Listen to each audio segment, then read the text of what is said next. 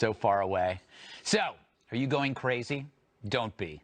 We're all in this together, you and me, like the Wonder Twins, but better looking.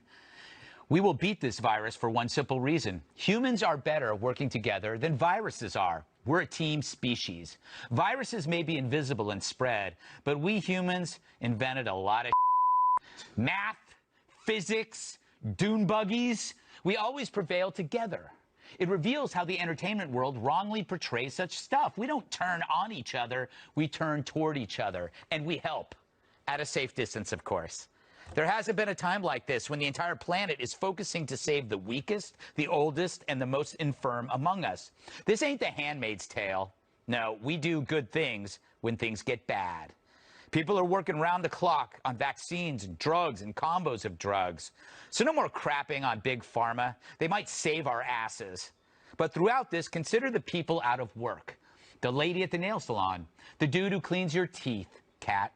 I just read an article that says prostitutes are being hurt by this economic shutdown. Maybe it's me, but I think we need a stimulus for a stimulus. Supermarkets enacted senior grocery hours so older folks can shop without getting infected by oblivious teens. It's like Adult Swim at the town pool, but with less peeing. And don't worry about food or drink. Our country is amazing at making stuff, and we're going to keep making it. Still, there's a shortage of coconut water in NYC. Yeah, in our worst crisis, it's coconut water that's depleted. That's like after a devastating earthquake, there's a run on pogo sticks. But that's great. I don't drink coconut water. I'm lucky. Everything that's sold out is stuff I hate. And everything I love, no one else does. I can still get Necco wafers. Creamed corn in a can. Delicious. Buffalo Ranch Pringles. No one likes those. Not even the Pringles people, but I do. And, of course, cottage cheese. Oh, cottage cheese is everywhere. I could fill a hot tub with cottage cheese. And I have. I also noticed how much stuff is still on the shelves, but useless. There's steak sauce, but there's no steak. Onion dip, but no chips. Ketchup, and no Purina One Smart Blend. What can I say? The chicken and brown rice entree is amazing, and it makes my coat really shiny. Sadly, people are still calling 911 when they're out of toilet paper, which just shows a lack of imagination. There are so many alternatives. The New York Times, the Washington Post, children's books by celebrities, or how about those yard-long receipts from the drugstores that could wipe more asses than a donkey car wash? It's weird how we find new uses for useless things. But you're the opposite of useless. You can be our team's MVP. If there's something you wanted to learn or get better at, now's the time. A language, chess, math, tax forms, role-playing.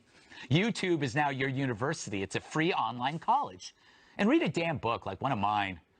You could exit this turmoil with new skills and new mindset. The good news, the dire outcomes we hear about don't factor in the work we're doing together. The social distancing, hand washing, every act kills a vector. According to data, one person with the virus infects 2.5 people. Those people infect 2.5 people each, and so on. So when you're doing even the smallest thing, you're part of a bigger thing. America, the world, you're saving the universe. Right, Matthew? We have an enemy in the coronavirus that is faceless, that is raceless, sexless, non-denominational, and bipartisan. And it's an enemy that we all agree we want to beat.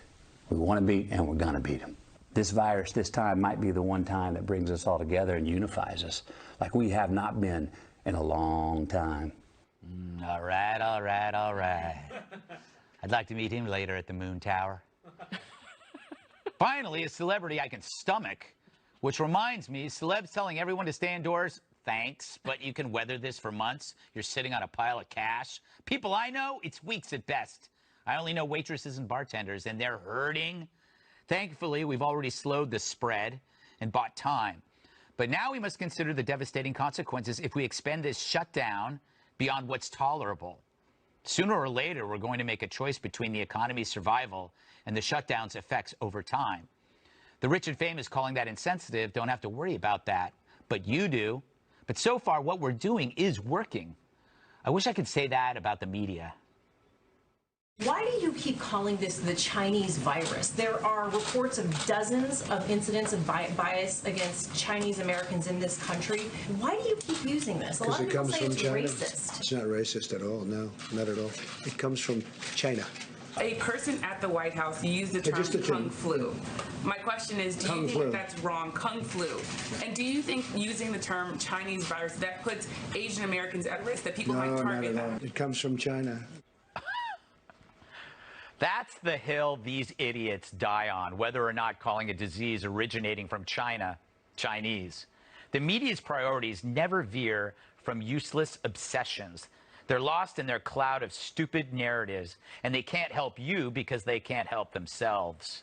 Meanwhile, people all over the world are doing great things. Volunteers 3D printed 11 grand valves for $1 to keep COVID patients alive. The government's letting doctors practice across state lines, easing the load on others.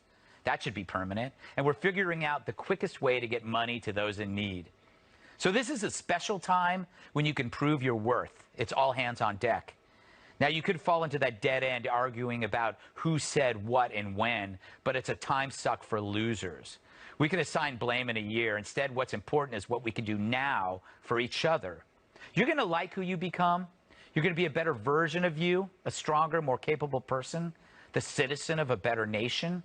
You will care less about bickering and more about finding purpose, and that purpose will be easy to find. It's about helping the people around you who need help. This isn't some movie where there's only one superhero. You are a superhero among superheroes.